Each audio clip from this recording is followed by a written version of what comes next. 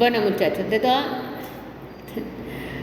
bueno, muchachos, de todas formas vamos a seguir adelante, entonces vamos a grabar la clase de hoy, vamos a buscar otro mecanismo mientras a nosotros nos aprueban mientras tanto, son programas de soportes técnicos, ¿cierto?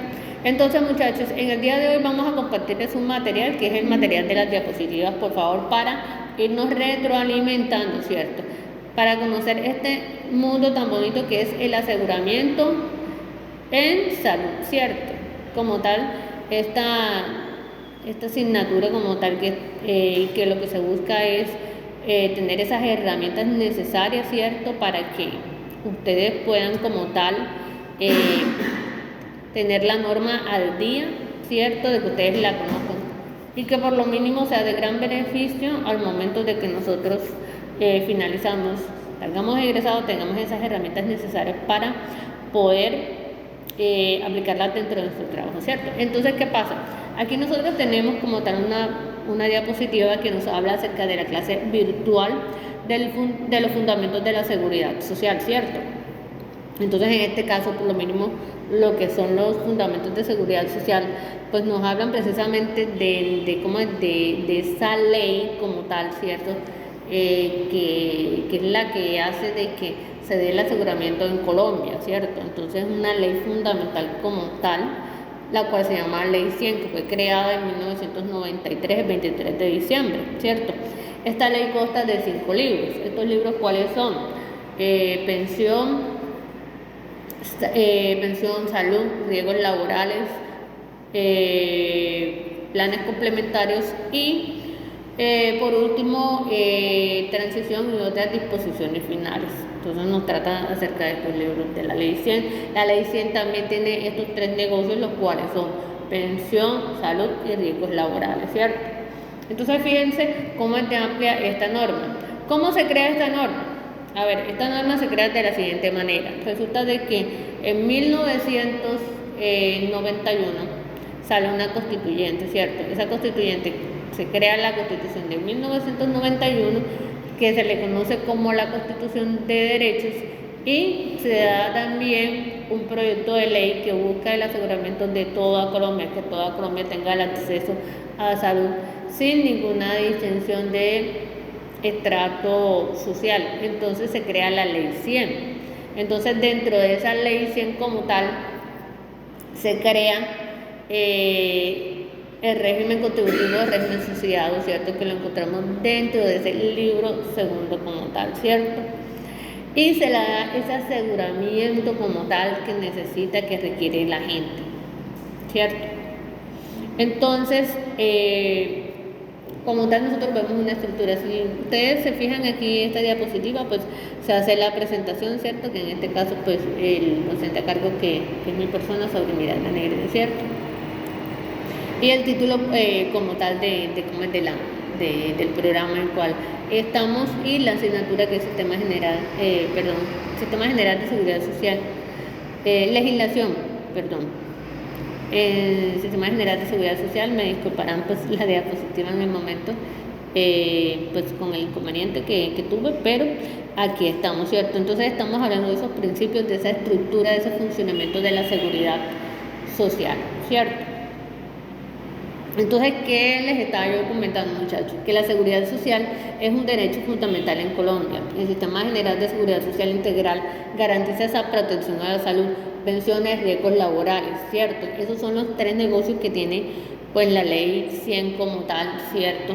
Entonces, nosotros encontramos dentro de ese régimen contributivo subsidiado, encontramos a todas estas personas que acceden como tal a que se les preste esos servicios de salud, ¿cierto? Entonces encontramos que dentro del régimen contributivo encontramos las figuras como tal de cotizantes y beneficiarios, ¿cierto?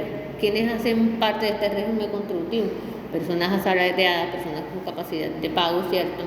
Que como tal cotizan el sistema de salud. Y dentro del régimen subsidiado, ¿quiénes encontramos? A las personas como tal sin capacidad de pago, que el Estado obviamente les brinda esa posibilidad de esos servicios de salud. Encontramos unas figuras como tal, las EPS, IPS y las ES. Las EPS son entidades promotoras de salud, ¿cierto? son las encargadas de administrar, recaudar, ¿cierto? Esa es la función de las EPS. Y encontramos una red prestadora, en este caso encontramos las instituciones prestadoras de servicios de salud.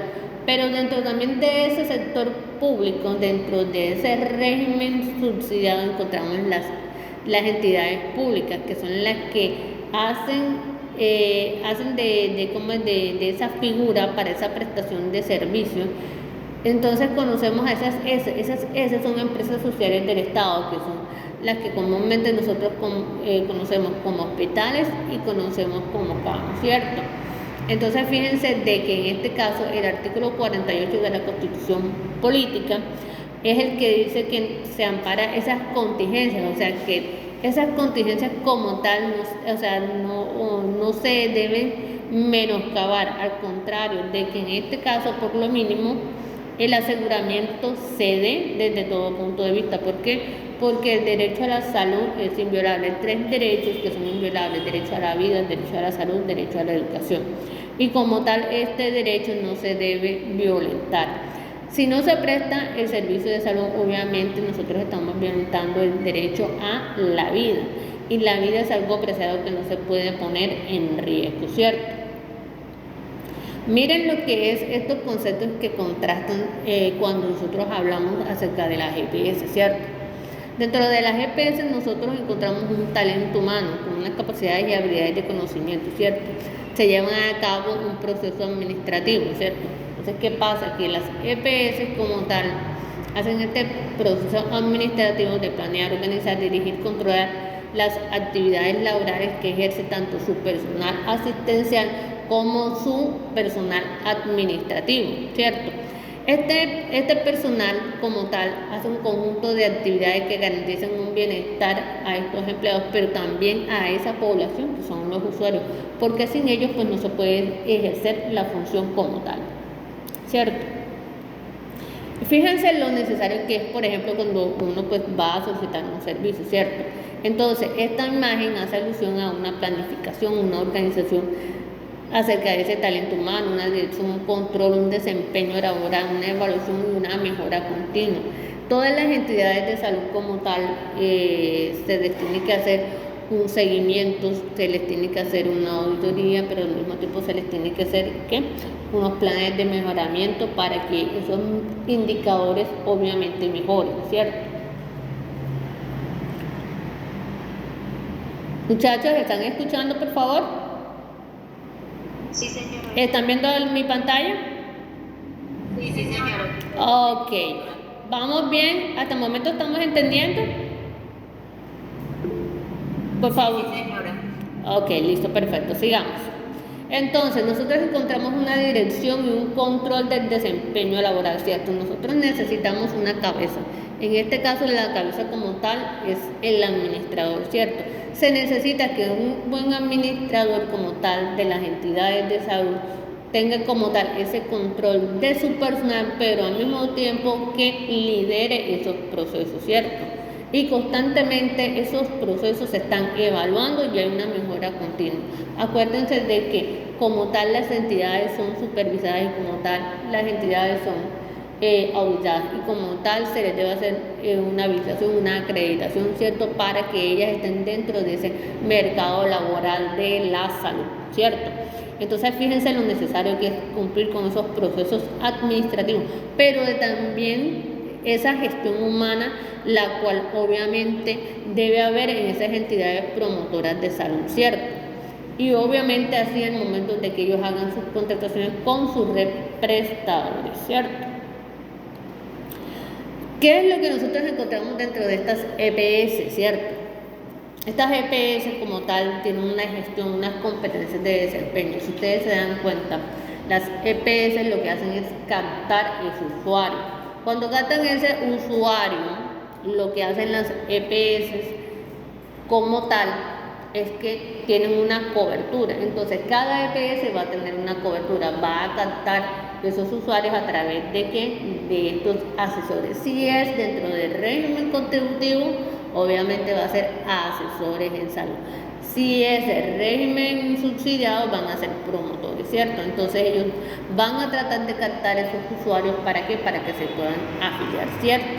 Entonces, a esos, digamos, a esa fuerza como tal comercial, se les va a hacer una evaluación periódica a los empleados, buscando que aumentar como tal esa cobertura, ¿cierto? Entonces a ellos se les está haciendo continuamente a través, digamos, de la parte comercial un seguimiento. Obviamente ellos tienen que tener el desarrollo de unas habilidades como tal, ¿cierto? Tienen también que, obviamente, ellos llevar esta información sistematizada, ¿cierto? Entonces debe haber una continua mejora. La información no solamente es de captar como tal al usuario, es también esa información meterla dentro del sistema, y obviamente ustedes saben que esa información va a circular por toda la EPS y es una información que es privada, ¿cierto? Entonces obviamente hay unas políticas como tal que tiene cada EPS.